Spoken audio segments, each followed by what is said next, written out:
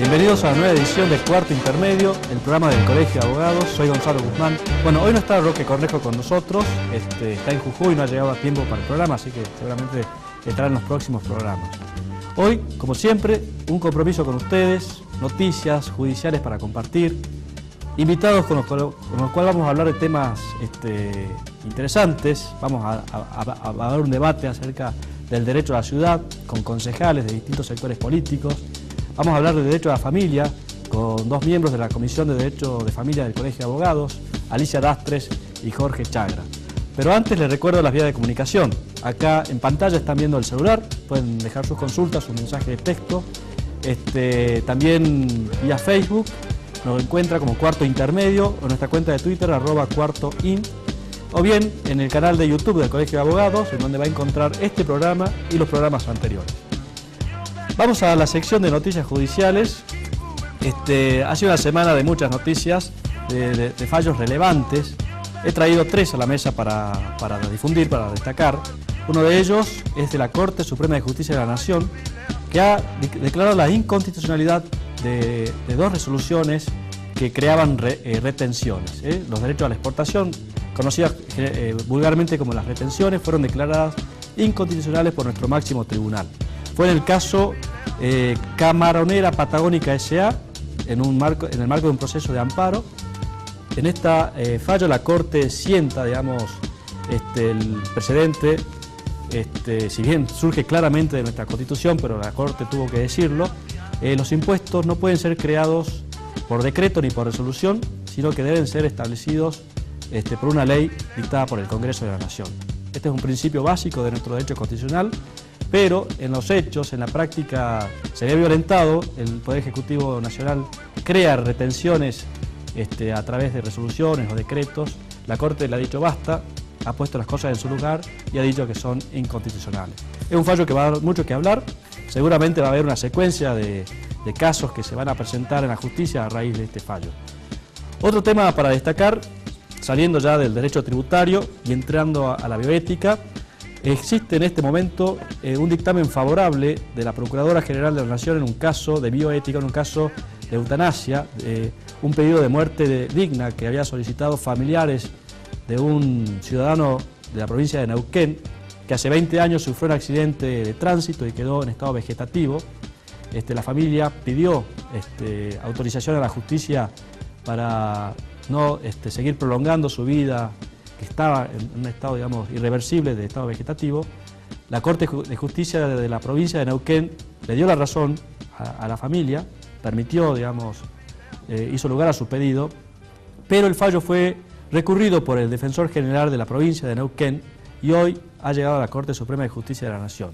Se ha pronunciado la Procuradora General de la Nación, la doctora Gil Carbó, quien entendió que el pedido de la familia es procedente, que el tema de la decisión, si tiene que continuar con vida o no un pariente que se encuentra en estado vegetativo, es una cuestión que hace a la intimidad de las personas y el Estado no debe inmiscuirse, es lo que ha dicho en términos generales en su dictamen la Procuradora. Así que resta el fallo de la Corte Suprema de Justicia de la Nación, que seguramente será uno de los primeros fallos sobre la temática de la eutanasia en nuestro país. Veremos qué dice la Corte en este caso. Otra de las noticias para destacar es que la justicia falló a favor de los barras bravas para que vayan al Mundial. Ese es el título que seguramente habrán visto en distintos medios periodísticos. ¿Pero qué significa? Un barra brava y una asociación, Hinchas Unidas Argentinas, se presentó a la justicia pidiendo una medida cautelar. Lo que le pedían a la justicia era que el Estado argentino no le dé información al Estado brasileño acerca de quiénes son aquellos hinchas que tienen problemas con la justicia. El actor entendía en su acción de amparo de que esos son datos personales que deben ser preservados y que hacen a su derecho a la intimidad. La justicia dictó una medida cautelar ordenándole al Estado Nacional que no dé esa información al Estado brasileño hasta tanto se resuelva la cuestión de fondo. La verdad que es una noticia preocupante porque tiene que ver, digamos, con un tema que hemos tratado en uno de estos programas anteriores, la violencia en el fútbol.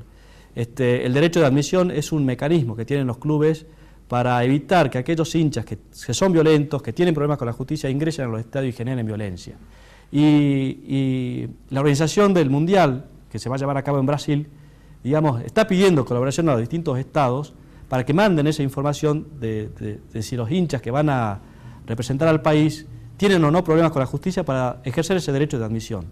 Hoy, por esta medida cautelar, el Estado argentino no le puede mandar esa información al Estado brasileño. Vamos a ver qué sucede con respecto a este tema, porque tiene que haber una sentencia de fondo que seguramente se va a dar en las próximas semanas. Vamos a estar atentos porque es un tema realmente preocupante.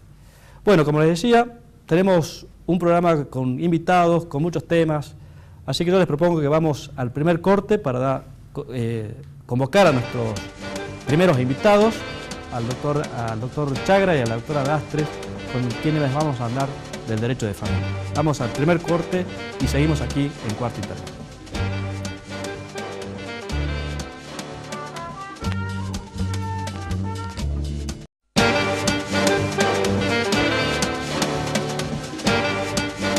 Seguimos en Cuarto Intermedio, seguimos aquí, es el momento de recibir a nuestros primeros invitados. Adelante, la doctora Alicia Dastres. ¿Qué tal? Gracias, doctora. El doctor Chagra, o Jorge Chagra. Muchas gracias, doctor. ¿Cómo estás, Gonzalo? ¿Qué tal? Bien, bueno, lo decíamos en el primer bloque, digamos, el tema del derecho de familia era uno de los temas que queríamos tocar en el programa, así que bueno, era un tema que teníamos postergado, ahora lo vamos a tratar. Forman parte ustedes de la Comisión de Derecho de Familia, del Colegio de Abogados. Exacto, sí. Comisión de Derecho de Familia y Bioética. Y de bioética, todo un tema, el tema de la bioética. Conversamos en el primer bloque de una de las noticias judiciales que tocamos, relacionada con la bioética, digamos, la eutanasia.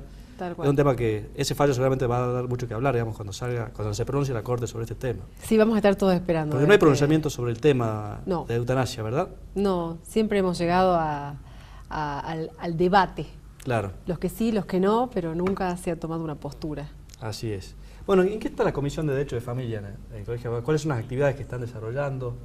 Las actividades principales de la Comisión de Familia, bueno, es un grupo de colegas que tenemos un gran interés por la problemática de la familia y nos hemos organizado, nos hemos juntado a los fines de aprender este derecho que es tan amplio y que abarca tantas cosas, y hacemos como un estudio pormenorizado a los fines de especializarnos, en los cuales todos comparten el conocimiento que tenemos y salen un montón de abogados. Imagínate, somos como 30, de 30 abogados salen cosas súper interesantes, ¿no? Porque la verdad que el derecho de familia es tan amplio y la postura de cómo se ven las cosas, los distintos puntos de vista realmente es muy enriquecedor, es como de laboratorio de todo esto, como un gran hermano de abogados, en los cuales discutimos, ¿no? Y de la verdad que experiencias, digamos. Sí, mira, el día martes, que es nuestro día de reunión, se armó una charla muy interesante.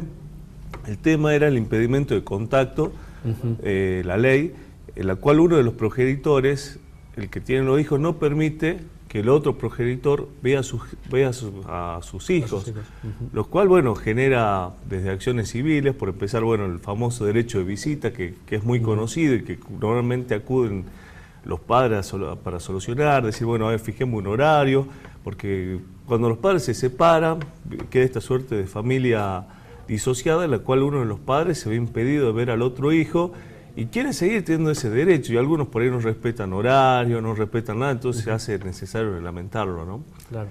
Entonces empieza como ese todo fue este el tema proceso. Central el tema central fue el impedimento, el cual también lleva una sanción penal en algunos casos, cuando uno de los padres no permite ver o oculta al menor, se lo lleva, se va a otra, también puede ser un hecho que puede recaer bajo una sanción penal. Claro. Entonces el padre que está impedido acude al juez penal a los fines de que éste inicie toda la acción, promueve el proceso a los fines de encontrar dónde esté ese chico y pueda hacer nuevamente, pueda tener contacto con su padre, ¿no? Efectivamente. Bueno, decía el doctor Chagra que el derecho de familia es amplio, digamos, que abarca distintas cuestiones, digamos. ¿Cuáles son las cuestiones, digamos, que tocan al derecho de familia? Además, yo siempre digo que el derecho de familia es lo que más pasa en el hogar, ¿no? No solo con el impedimento de contacto, que puede llegar a ser, los casos son muy interesantes, sobre todo el estar en el lugar del juez, de qué criterio tomar, sino que muchas veces no tiene nada que ver, por ejemplo, el derecho de alimento, que es un deber, una obligación que tiene el padre que no convive, con, por ejemplo, si no pasa alimentos, Claro. no le dejo ver los chicos, que tiene un poco que ver con Como el si fuese régimen la, de visita. la sanción, digamos. Claro, ¿no? Es como que los chicos pasan a ser rehenes de un problema de adultos, cuando en realidad tienen tanto derecho de ver a su madre y a su padre ajenos al conflicto. Después, bueno, si alguno llega o quiere anular el matrimonio, yo creo que estarían muy contentos mucho de volver a ser solteros. Sí. No hay muchos casos De nulidad de matrimonio, sí de divorcio. Sí de divorcio, que bueno, ese sería... ¿Cuál es la diferencia? Y vuelve todo al estado anterior, o sea, en el caso es como que si nunca hubiera existido el matrimonio. Pero bueno, tienen la opción del divorcio, en el caso de que haya incompatibilidad de caracteres.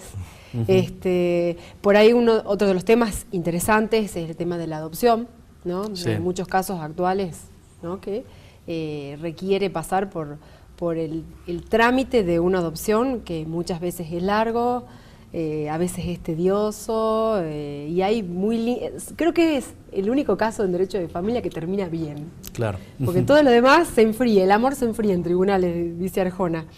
Pero esto es un poco lo que tiene que ver con los temas específicos de derecho de familia, es un poco. Otra de las actividades que nosotros tenemos es un congreso nacional que se viene, no específicamente en la ciudad de Salta, sino en Córdoba, que están todos invitados. Eso es muy importante, aquel que quiera profundizar el tema del derecho de familia.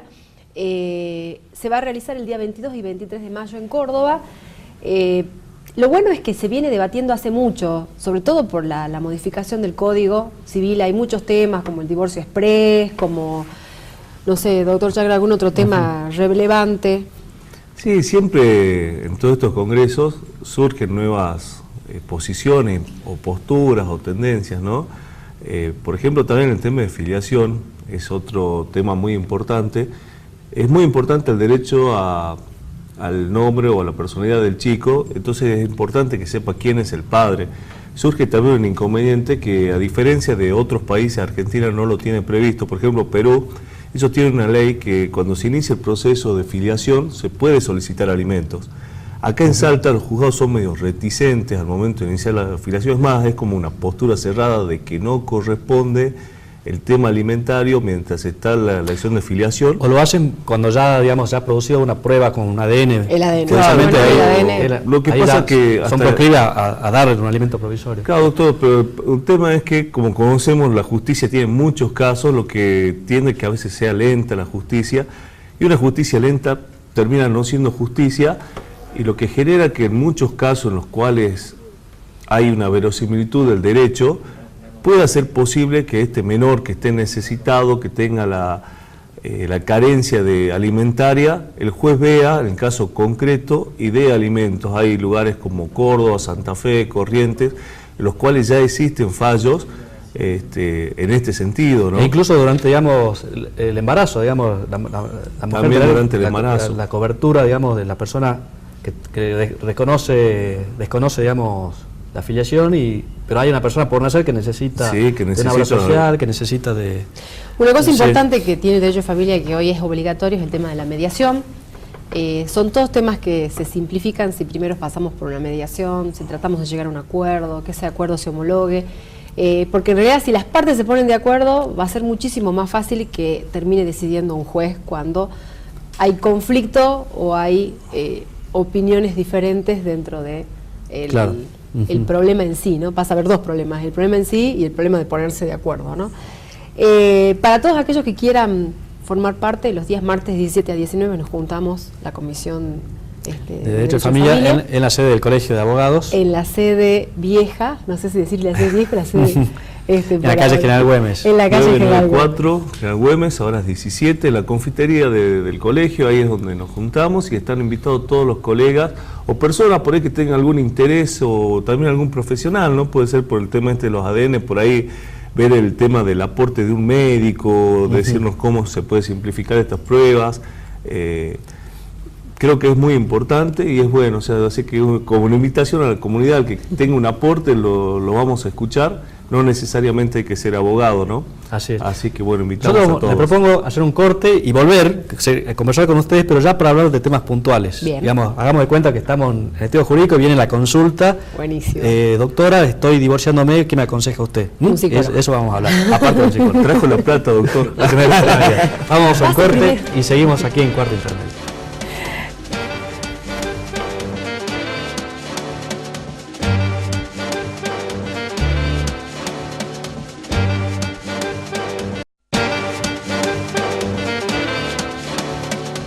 Seguimos en Cuarto Intermedio. Bueno, le habían hecho una propuesta a los doctores. Estamos acá. ¿Ustedes están dispuestos a evacuar consultas? Sí. Estamos dispuestos. Bueno, una de las preguntas frecuentes que llegan a los estudios es ¿cuánto me corresponde que me pase mi ex marido por la cuota alimentaria o cuánto le tengo que pasar yo a mi ex mujer por la cuota alimentaria? Digamos?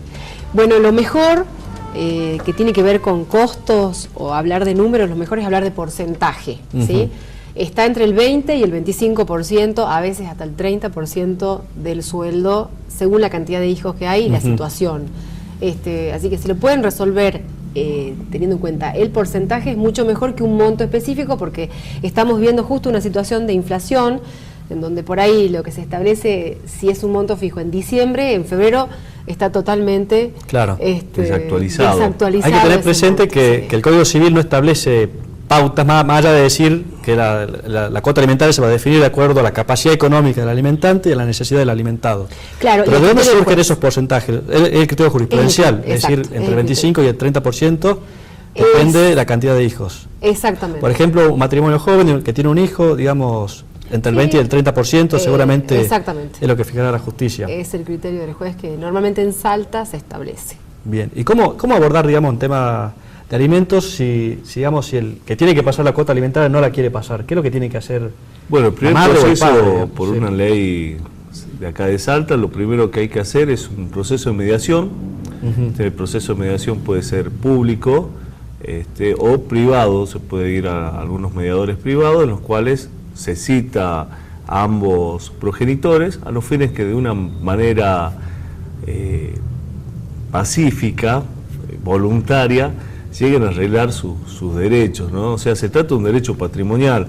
Eventualmente, sí, bueno, si está bien, está en el criterio jurisprudencial, también se puede pasar más, ¿no? También hay padres que son como más responsables y dicen, bueno, mi hijo necesita 5.000 pesos y yo cobro 6.000, le voy a dar 5, eso ya queda a criterio del padre, si es lo que quiere pasar al hijo. También a veces las separaciones, también la madre también puede recibir alimentos, ¿no? Y también se puede negociar este tópico. Sí, la obra social. Sí, bueno, alimentos no es solamente la comida, por ahí eso... Claro, el concepto es mucho más amplio. Es mucho más amplio, vestimenta. abarca desde el ocio, porque la gente por ahí no se da Las cuenta de lo vacaciones. importante que es el ocio de... Ocio decimos... El ocio recreativo, El digamos, ocio la salida al recreativo, cine, no es las que los chicos se vacaciones. vuelvan ociosos y que estén Sí. con la Wicca todo el tiempo, pero Sí. sí lo que hace a la diversión, el esparcimiento de los menores, también es como que esta cuota tienen que cubrir.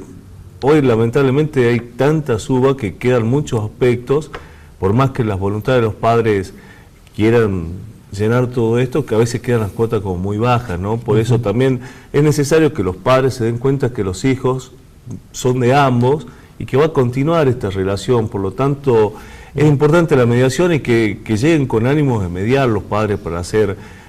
Los padres se podrán divorciar, pero los hijos no se pueden los hijos no divorciar. se digamos. divorcian, Claro, los son- hijos son tampoco son los etapas de culpables, conflicto, ¿no? ni los trofeos. En Claro. el primer momento que hay un conflicto, que dos personas adultas se pelean, van pasando por distintas etapas, obviamente si es uno el que ha tomado la decisión de divorciarse o de separarse, el otro generalmente se queda con bronca o es la víctima por ahí de la situación. Y ahí viene la cuestión de no dejar que vea a los hijos. Claro, y- son procesos. Entonces, Exactamente. lo ideal en una mediación es que se puede separar un poquito lo emocional y llegar a lo jurídico y llegar a un acuerdo, que es lo que realmente importa, porque acá lo que importante son los chicos, ¿no?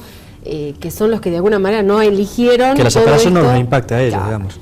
¿Y cómo se aborda el tema de las visitas, del régimen de visitas? ¿Qué es lo recomendable? Y lo ideal es en primer lugar, tratar de llegar a un acuerdo. Por ahí, si no se llega a un acuerdo, bueno, poner un día fijo, que a veces, por ejemplo, los padres son los que los fines de semana los buscan a los niños y durante de lunes a viernes lo tiene la mamá. O se está estilando compartida, el régimen de visita compartido, pero bueno, acá en Salta por ahí no es bueno que el chico tenga 2 casas, que se olvide el cepillo de dientes en una y al final tiene 2 cepillos de dientes, 2 estos, 2, como que no es muy sano. Sí, lo que pasa, bueno, es un poquito el proyecto de modificación del Código Civil, es como que está previsto esto de la tenencia compartida, que es que el chico pase, por ejemplo, 3 días con un padre, 3 días con el otro padre y un fin de semana con cada uno de ellos. Tiene sus pros y sus contras. Bueno, por ahí también el pro es que si está 3 días con un padre, decir, bueno, yo ya no tengo que pasar alimento, y el otro padre, porque en realidad la cuota alimentaria normalmente cae en cabezas de ambos padres, ¿no?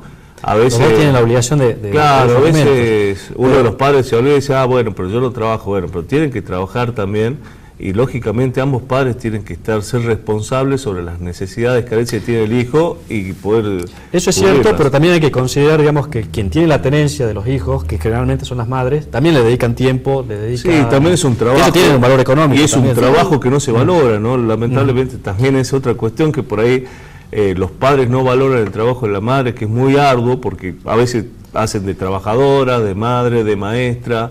La verdad que hay que reconocer el papel de la mujer en esto de educar, porque es un deber muy grande y muy amplio. Entonces, bueno, hay que compensar, ¿no?, el tema económico y el tema de asistencia. Así es. Casarse es un acto sencillo, uno va al registro civil, firma y ya está. Es un acto de inconsciencia, diría yo. Y un acto de inconsciencia. Pero divorciarse, digamos, lleva tiempo y es costoso, digamos, depende del trámite y demás.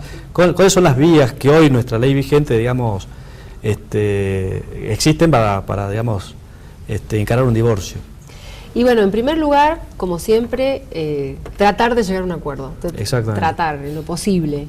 Después tenemos, por ejemplo, el caso, todavía la ley, se puede uno divorciar esperando 3 años después de casado.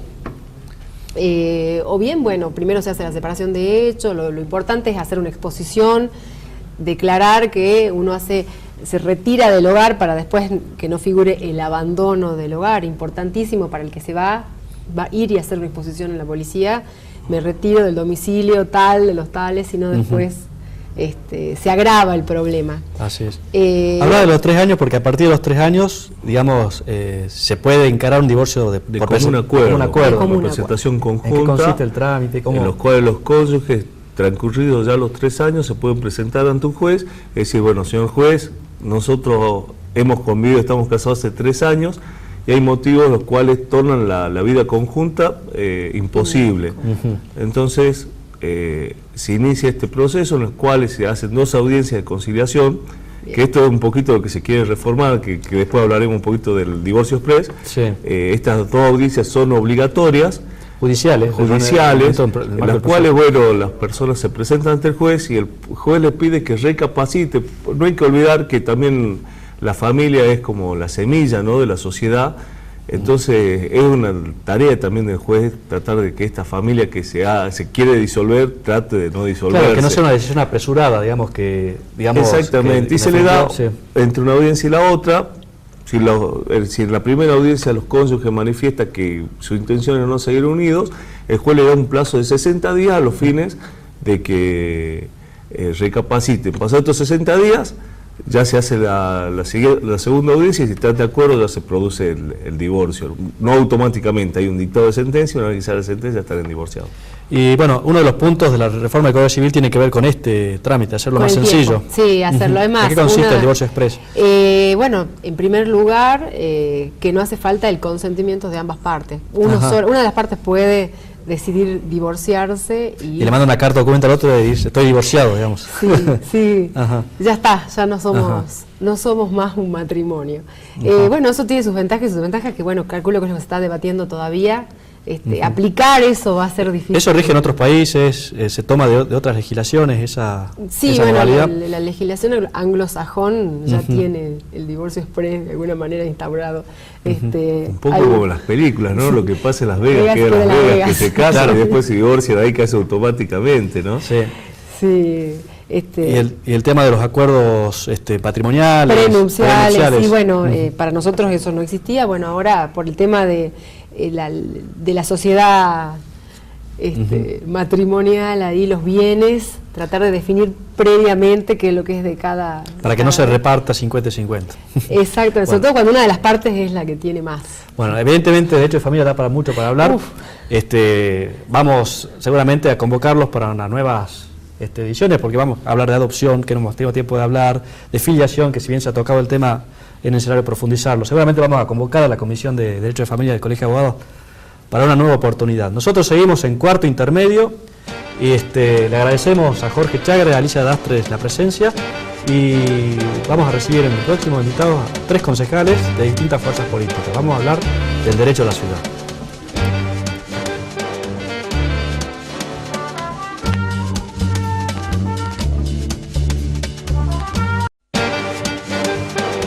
Seguimos en cuarto intermedio. Bueno, habíamos anticipado uno de los temas que queríamos tratar acá en el programa de hoy, es el derecho a la ciudad. Aprovechando que en esta semana nuestra queridísima ciudad de Salta cumple un nuevo aniversario, el aniversario número 432, ¿verdad?, desde su fundación. Y para eso, para hablar de este tema, hemos convocado a 3 concejales de distintos sectores políticos. Está con nosotros la concejal Marta Martín, muchas gracias, es del Partido Obrero, muchas gracias. Señor. Está también Socorro Villamayor. Hola, Gonzalo. Y Gastón Galíndez. ¿Qué tal? ¿Cómo te va? Muchas gracias. Gastón Galíndez del Partido Justicialista y Socorro Villamayor del Frente Popular Salteño. Bueno, antes los invito a que veamos un video ilustrativo acerca de qué es esto del derecho a la ciudad de lo que estamos hablando. Adelante, director, cuando lo disponga. Según las previsiones, en el 2050, la tasa de urbanización en el mundo llegará a 65%. Las ciudades son, potencialmente, territorios con gran riqueza y diversidad económica, ambiental, política y cultural. El modo de vida urbano influye sobre el modo en que establecemos vínculos con nuestros semejantes y con el territorio. Sin embargo, en sentido contrario a tales potencialidades, los modelos de desarrollo implementados en la mayoría de los países del tercer mundo se caracterizan por establecer patrones de concentración de renta y poder, así como procesos acelerados de urbanización que contribuyen a la depredación del ambiente y a la privatización del espacio público, generando empobrecimiento, exclusión y segregación social y espacial. El primer Foro Social Mundial, un conjunto de movimientos populares, organizaciones no gubernamentales, asociaciones profesionales, foros y redes nacionales e internacionales de la sociedad civil, comprometidas con las luchas sociales por ciudades justas, democráticas, humanas y sustentables, vienen construyendo una Carta Mundial del Derecho a la Ciudad que traduzca los compromisos y medidas que deben ser asumidos por la sociedad civil, gobiernos locales, nacionales y organismos internacionales para que todas las personas vivan con dignidad en nuestras ciudades. El derecho a la ciudad se define como el usufructo equitativo de las ciudades dentro de los principios de sustentabilidad y justicia social. Se entiende como un derecho colectivo de los habitantes de las ciudades, en especial de los grupos empobrecidos, vulnerables y desfavorecidos, que les confieren la legitimidad de acción y de organización, basada en sus usos y costumbres, con el objetivo de alcanzar el pleno ejercicio del derecho a un patrón de vida adecuado.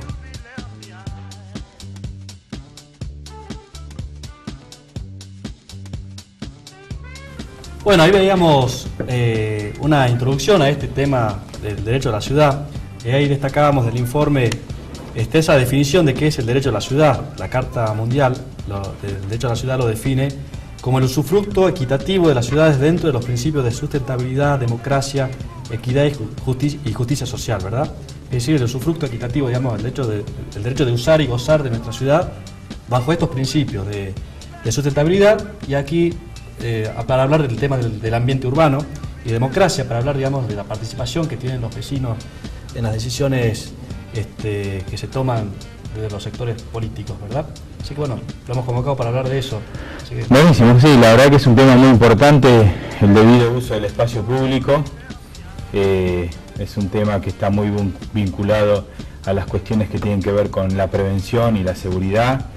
el vivir en un ambiente sano. Y vos fíjate que en la Comisión de Ambiente del Consejo Deliberante venimos trabajando en una iniciativa que se denomina Edificios Sustentables o Edificios Verdes, y conversando con distintos arquitectos, fundamentalmente con uno que ha desarrollado un proyecto acá en Salta que se denomina Aires Verdes.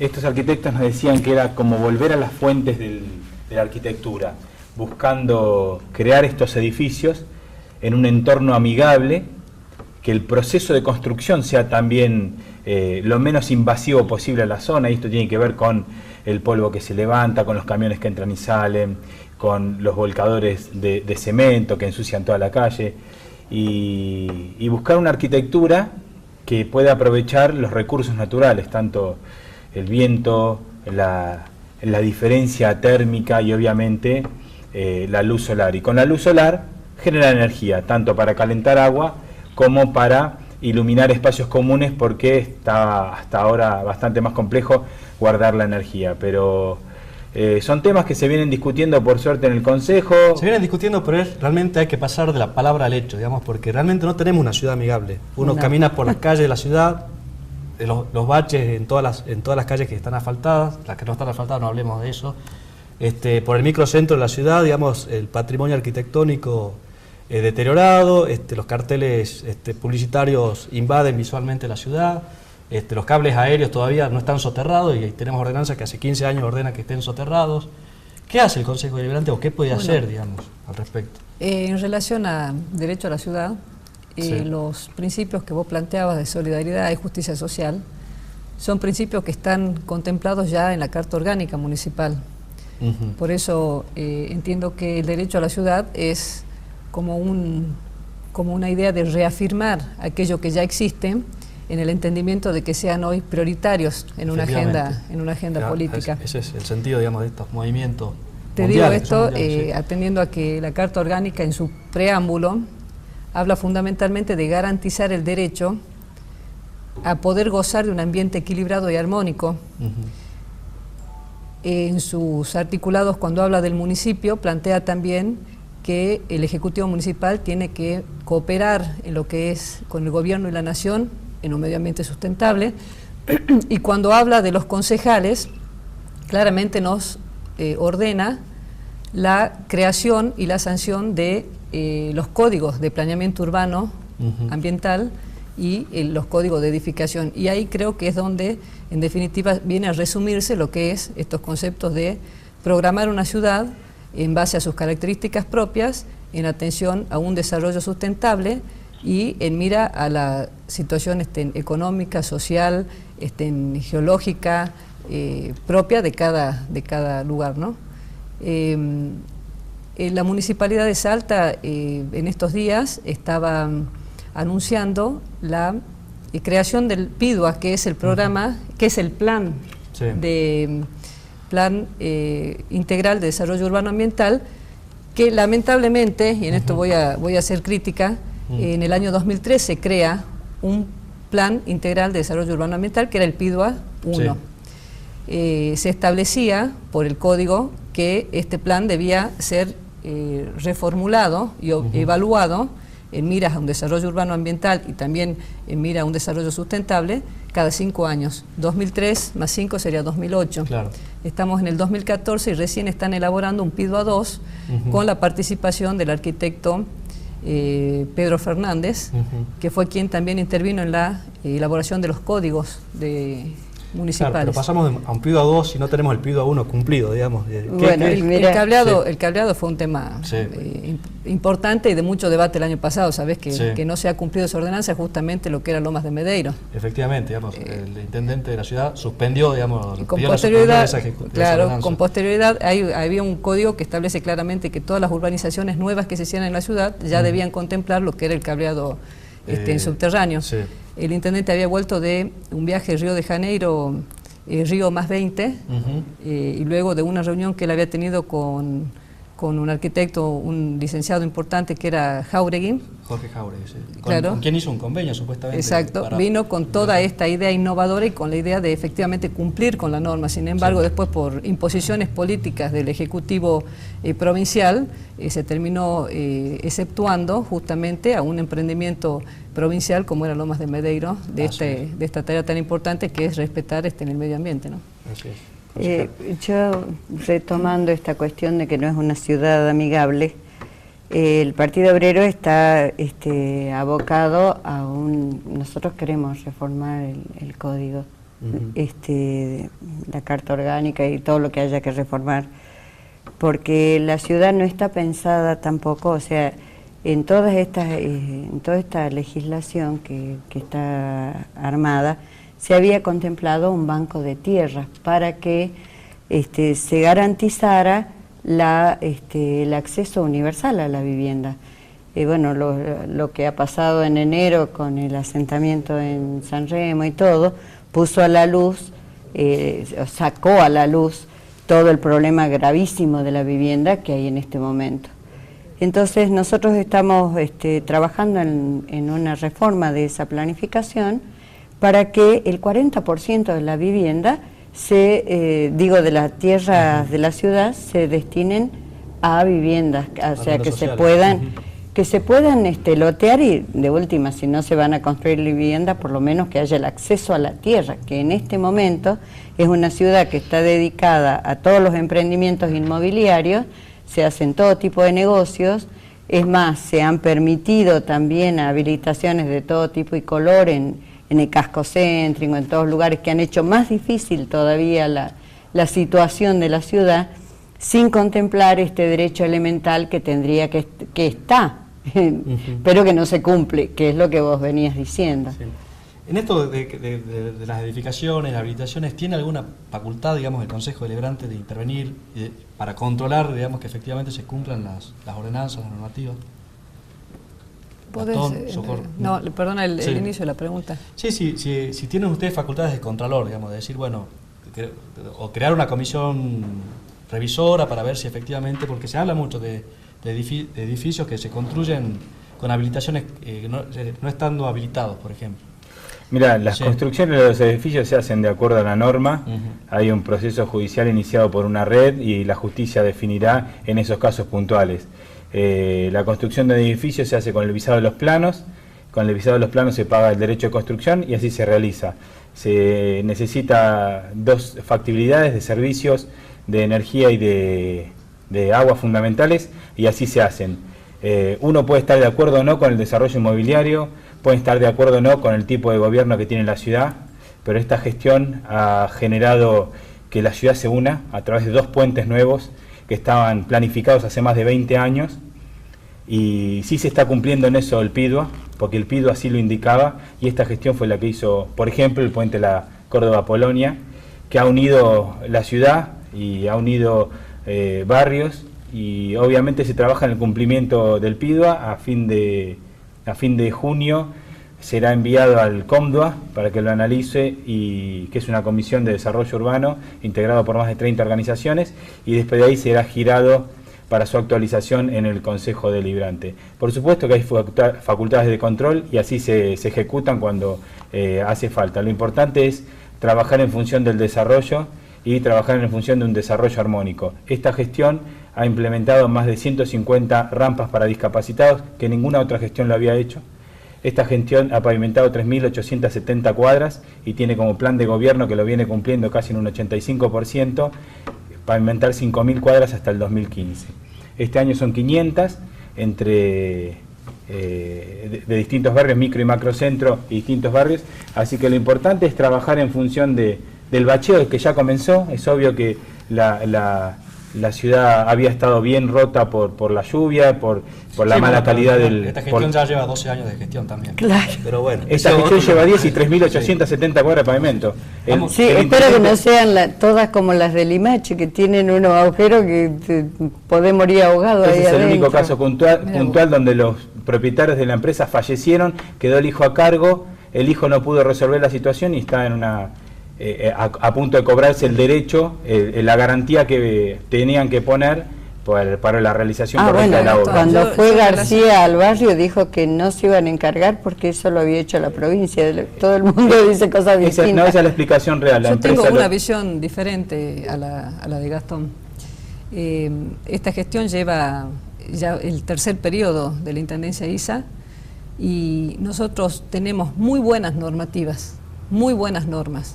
Lamentablemente muchas de ellas no se cumplen, y en esto voy a disentir con Gastón, no se cumplen, como es el ejemplo del cableado subterráneo, como es la construcción a través de excepciones edilicias, como fueron todas aquellas que afectaron la cota 1225, que es los cerros de nuestra ciudad, que se construyó a una altura superior a los 1.200 metros sobre el nivel del mar, afectando lo que es los corredores visuales, afectando lo que es la naturaleza, afectando la ecología y otorgándosela a amigos o a conocidos adinerados que podían hacer inversiones importantes en nuestro cerro de Salta.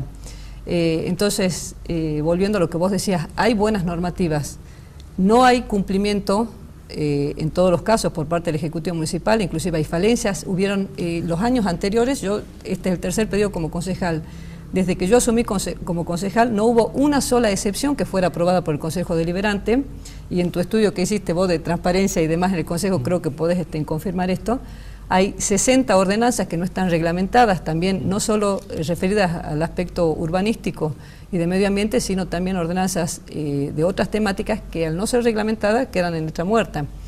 La planificación urbana, el solo hecho de que el PIDUA no se haya reformado demuestra que no hay responsabilidad e interés real en que sea una planificación ordenada, porque el primer PIDUA, y esto no es menor, se elaboró en la idea de terminar con lo que era una Salta que venía con un crecimiento desordenado.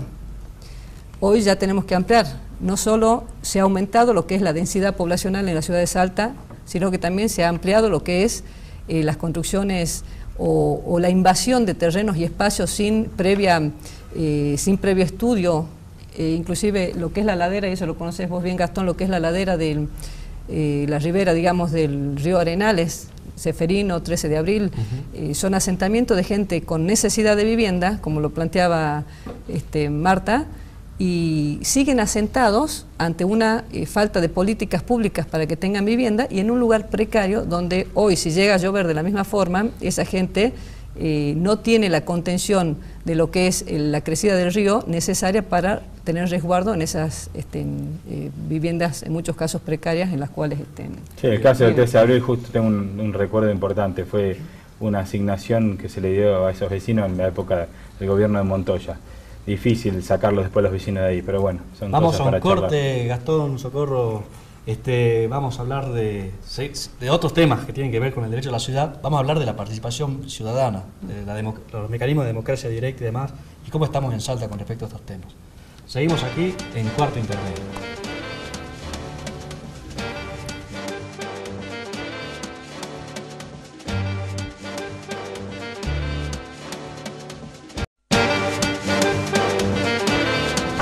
Seguimos en Cuarto Intermedio. Bueno, por supuesto que un programa de televisión tiene sus limitaciones de tiempo, porque los temas que se están tocando acá es para hablar y rehablar, digamos, y no tenemos, no es un recinto de un consejo deliberante, digamos. Pero sos buen moderador. Pero bueno, vamos a hacer lo posible por serlo, digamos. Uno de los temas que había quedado pendiente del bloque anterior es el tema de la participación ciudadana, digamos.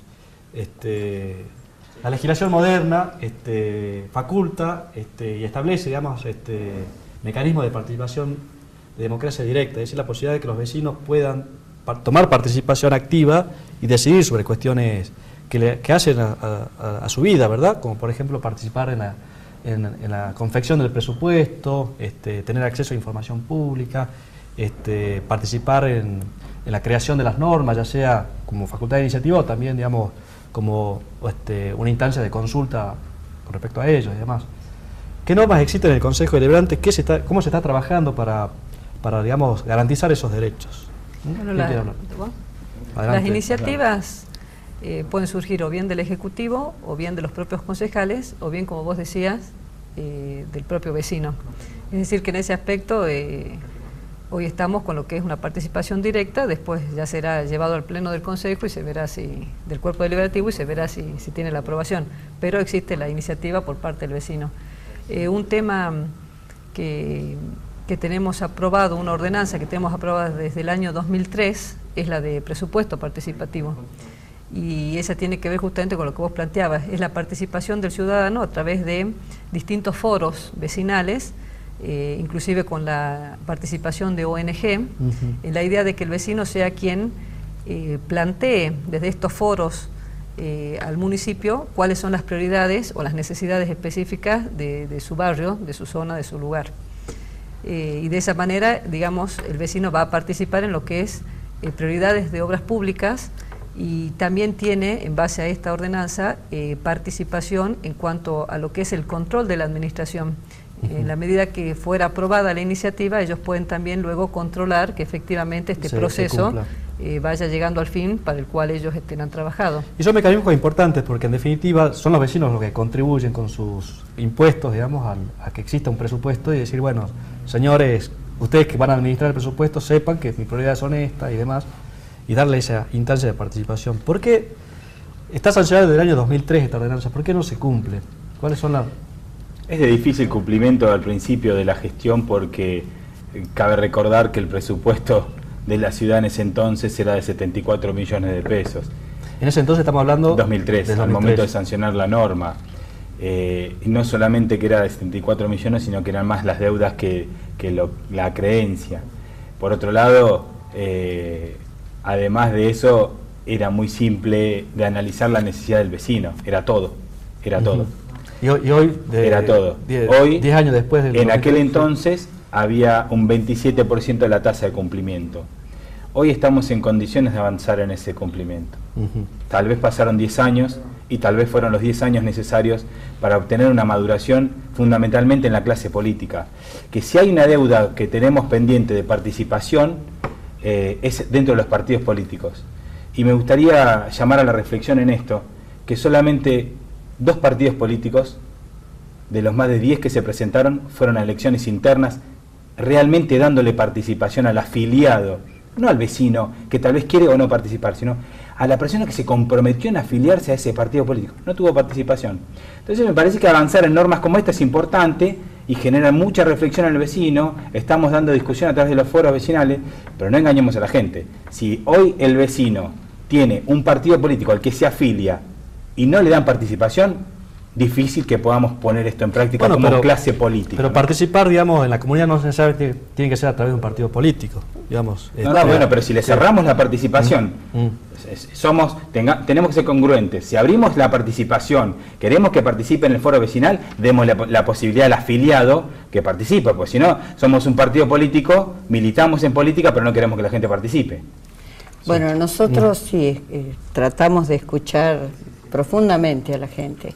Con esta cuestión del presupuesto del que vos hablaste, el Partido Obrero tiene ahora presentado un proyecto para que se haga una auditoría en el Consejo Deliberante, dado que hay sin rendir 20 millones de pesos en la última gestión, y si nos remontamos hasta el 2009, tenemos 70 millones de pesos que no están rendidos.